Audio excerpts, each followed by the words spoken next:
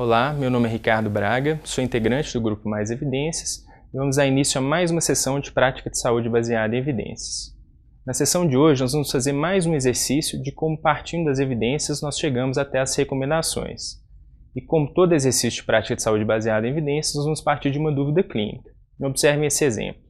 Um paciente de 60 anos, com hipertensão arterial leve e sem maiores fatores de risco ou diagnóstico de doença cardiovascular, foi orientado a parar de tomar aspirina pelo seu médico.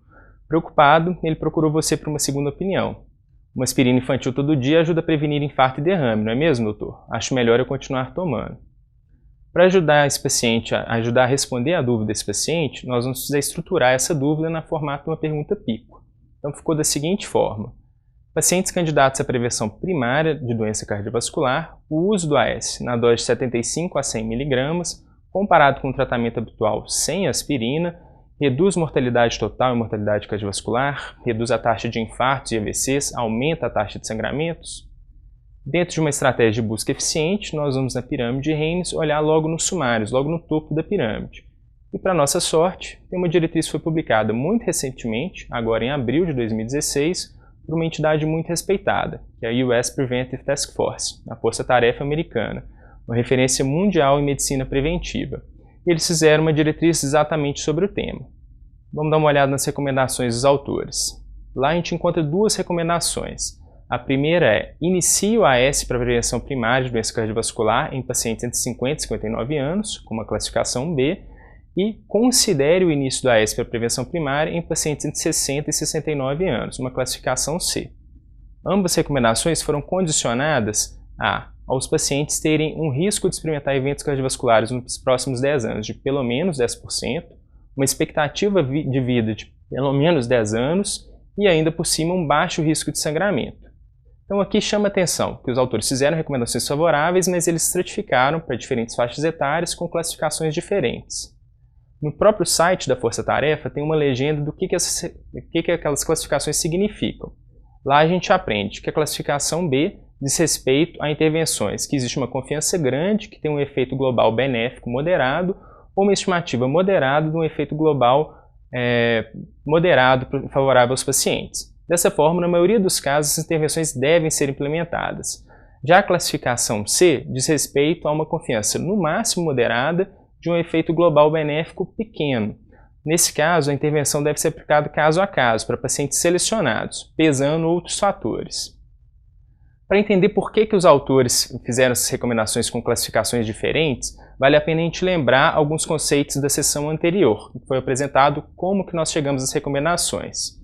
As recomendações elas podem ser favoráveis ou contrárias, no grade fortes ou fracas, e para a gente definir qual recomendação nós vamos fazer em relação a uma intervenção, nós precisamos conhecer o impacto dessa intervenção em relação a todos os desfechos relevantes para o paciente, tanto os favoráveis quanto os desfavoráveis, a magnitude desse impacto e a confiança na estimativa do efeito.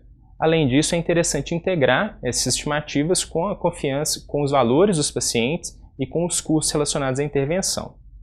Então, partindo para a recomendação da força-tarefa, vamos dar uma olhada qual a evidência que fundamentou a recomendação dos autores. Nós vamos ver que eles se basearam em meta-análises de boa qualidade metodológica que foram construídas a partir de atualizações de revisões sistemáticas dos próprios autores sobre o mesmo tema, as últimas de 2007 e 2009. Essas revisões sistemáticas avaliaram o papel do AS na prevenção primária, avaliando tanto os efeitos benéficos quanto os malefícios relacionados ao AS, os danos. Vamos ver o que eles encontraram. Aqui a gente tem um forest plot que diz respeito ao desfecho crítico para os pacientes de mortalidade global. Dando uma olhada lá embaixo no diamante no intervalo de confiança, nós vamos ver que esse forest plot encontrou um risco relativo de morrer no grupo que recebeu AS de 94% em relação ao grupo que não recebeu, ou seja, uma redução relativa do risco de morrer de 6%. Mas prestando atenção no limite superior do intervalo de confiança, a gente vê que ele fica muito próximo do 1, ou seja, na estimativa mais conservadora do efeito, apesar de ainda estatisticamente significativa, tem um efeito clínico marginal, talvez desprezível. Aqui então existe uma imprecisão na estimativa do efeito. Nesse outro forest plot em relação ao desfecho IAM não fatal, a gente pode ver no diamante no intervalo de confiança que houve uma redução relativa do risco de infarto de 22% no grupo que recebeu AS. Aqui o intervalo de confiança não tem nenhuma imprecisão significativa. Mesmo a estimativa mais conservadora ainda resulta no impacto favorável. Por fim, em relação ao AVC não fatal em 10 anos, houve aqui um aumento, uma redução relativa do risco de AVC de 5% no grupo que recebeu AS, mais uma vez com uma imprecisão, semelhante à mortalidade. Em relação aos desfechos negativos relacionados ao AS, a gente vê que o AS aumentou o risco de ter sangramento gastrointestinal maior em torno de 59%, sem imprecisão na estimativa, e aumentou o risco de um desfecho muito ruim, que é AVC hemorrágico, aumentou a chance disso acontecer em 33%. Aqui, mais uma vez, com uma imprecisão, uma estimativa mais conservadora, muito próxima do 1. Bom, será que a gente pensou em todos os desfechos relevantes relacionados ao uso do AS? E aí teve um achado interessante na meta-análise. Os pacientes que tomaram AS para prevenção primária tiveram uma redução na incidência da taxa de câncer coloretal. Essa redução, apesar de estatisticamente significativa, teve uma magnitude absoluta pequena, já que a incidência global na população é baixa, e além disso ela demorou muito tempo para ser observada. Precisa de um segmento de pelo menos 10 anos para esses efeitos começarem a ser observados. Ainda assim, é um desfecho muito relevante que ajuda a pesar um pouquinho a nossa recomendação em favor do AS. E aí, será que é fácil, agora que a gente conhece aqueles riscos relativos todos, determinar para que lado que a balança pesou? Uma recomendação favorável contra o AS? A gente vê que quando nós estamos falando em risco relativo, pode ficar um pouco difícil balancear todos esses desfechos. Só que será que a força-tarefa usou os riscos relativos ou os riscos absolutos para fazer a recomendação? Ainda no site, em anexo, um apêndice anexo à recomendação, nós vamos encontrar que os autores fizeram uma estimativa do impacto absoluto do AS como prevenção primária. É uma tabela em que eles estimaram qual a redução total de eventos ao longo da vida para cada 10 mil pacientes que receberem AS. E aqui uma outra coisa chama atenção, justamente o fato de eles terem avaliado em 10 mil pacientes. Normalmente, os impactos absolutos são medidos a cada 1000 pacientes. Eles fizeram dessa forma porque o impacto absoluto é pequeno relacionado ao AS para prevenção primária.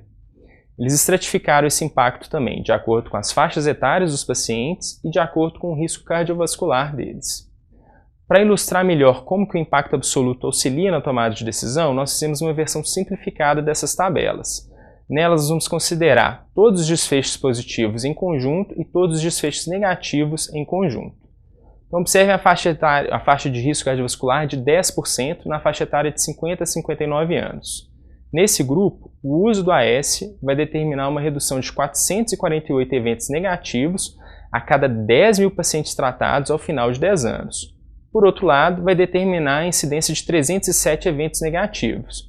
Aqui fica muito fácil de ver, se a gente der um peso unitário para cada um desses desfechos, o mesmo peso, que a balança pesou favoravelmente ao grupo AS.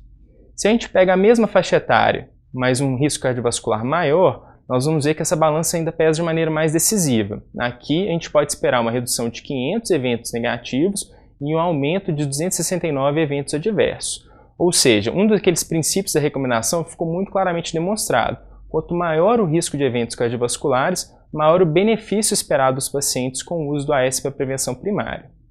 Pegando agora o grupo da faixa etária de 60 a 69 anos com o mesmo risco cardiovascular de 10%, nós vamos ver que a balança muda um pouquinho.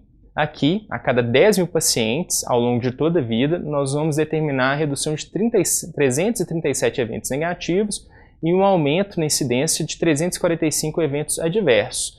A balança ficou muito próxima do equivalente, pesando um pouquinho contra o grupo AS, refletindo que os pacientes dessa faixa etária têm um maior risco de complicações hemorrágicas e têm uma expectativa de vida menor. Eles têm menos tempo para experimentar os efeitos positivos relacionados ao AS.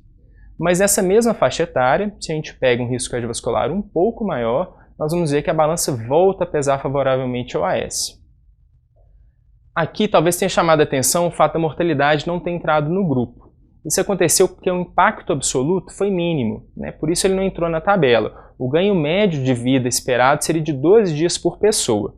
Por isso, no documento da Força Tarefa Americana, eles nem mencionam o desfecho de mortalidade na hora de explicar ou de embasar por que motivo eles fizeram a recomendação favorável.